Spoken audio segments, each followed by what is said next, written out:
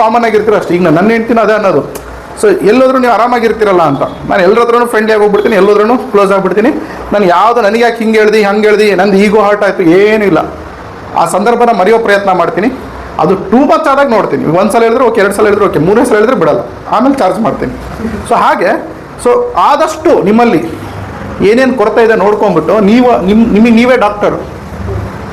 So ನಿಮಗೆ ನೀವೇ ನಿಮ್ಮ ಲೈಫ್ನ ನೀವು ಹೀಲ್ ಮಾಡ್ಕೋಬೇಕೀಗ. ನಿಮಗೊಂದು ಐಡಿಯಾ ಬರ್ತಾ ಇದೆಯಲ್ಲ, so this is all wrong ಅಂತ.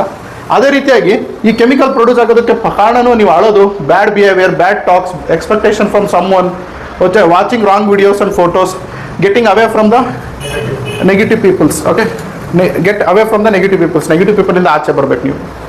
ಸೊ ಕೆಲವೊಬ್ರು ಇರ್ತಾರೆ ನೋಡಿ, ನಿಮ್ಮ ಫೋನ್ ಎತ್ತಿದ್ಕೊಳ್ಳೇನ ಅವ್ರ ಜೀವನದ ಬಗ್ಗೆನೇ ಹೇಳ್ತಾ ಇರ್ತಾರೆ. ನೀವೇನು ಅನ್ಕೊಂತೀರಾ ಅಂತ ಹೇಳಿದ್ರೆ ನಾನು ಅವ್ರಿಗೆ ಸಾಂತ್ವನ ಹಾಡ್ತಾ ಇದ್ದೀನಿ. ನನಗೆ ಫೋನ್ ಮಾಡಿದ್ರೆ ಅವ್ರು ಹೇಳ್ತಾರೆ ನೋಡಿ, ನಿಮಗೆ ಫೋನ್ ಮಾಡಿದ್ರೆ ನನಗೆ ಏನೋ ರಿಲ್ಯಾಕ್ಸ್ ಆಗುತ್ತೆ ಅಂತಾರೆ. ಕೇಳಿದ್ರ? ನೀವು ಫೋನ್ ನಿನ್ನ ಹತ್ರ ಹೇಳ್ಕೊಂಡ್ರೆ ನನಗೆ ದುಃಖ ಹೋದಂಗೆ ಆಗುತ್ತೆ ಅಂತಾರೆ. ಕೇಳಿದ್ರ? ನೀವೇನು ಅನ್ಕೊಂತೀರಾ? ನಾನು ದೇವರೇನು ಅಂತ ನೀವು ಅನ್ಕೊಂತೀರಾ. ಅಲ್ಲ, ನೀವು ದೆವ್ವ ಆಗ್ಬಿಡ್ತೀರಾ. ಆಮೇಲೆ ನಿಮ್ಮ ಜೀವನ ಹಾಳಾಗ್ಬಿಡುತ್ತೆ. ನೀವೆಷ್ಟು ಪಾಪದ ವಿಷಯಗಳನ್ನು ಕೇಳ್ತೀರಾ, ನೋಡ್ತೀರಾ, ಅದು ನಿಮ್ಮ ಜೀವನ ಆಗುತ್ತೆ. Clear my point?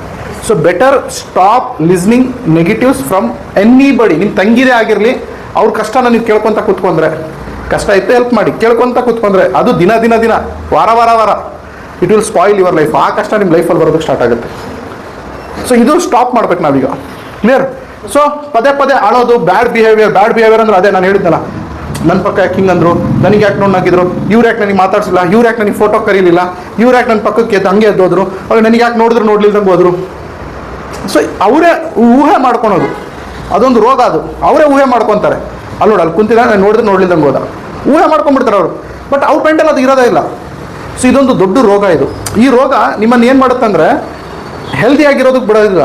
ನಿಮ್ಮ ಹೆಲ್ತು, ನೀವು ಡಾಕ್ಟರ್ ಹತ್ರ ಹೋಗ್ರಿ ಎಲ್ಲ ನಾರ್ಮಲ್ ಅಂತಾರೆ, ಬಟ್ ನಿಮಗೇನೋ ಕಾಯಿಲೆ ಇರುತ್ತೆ. ಸುಮ್ಮನೆ ಮಾನಸಿಕ ಕಾಯಿಲೆಗಳು ಅವೆಲ್ಲ.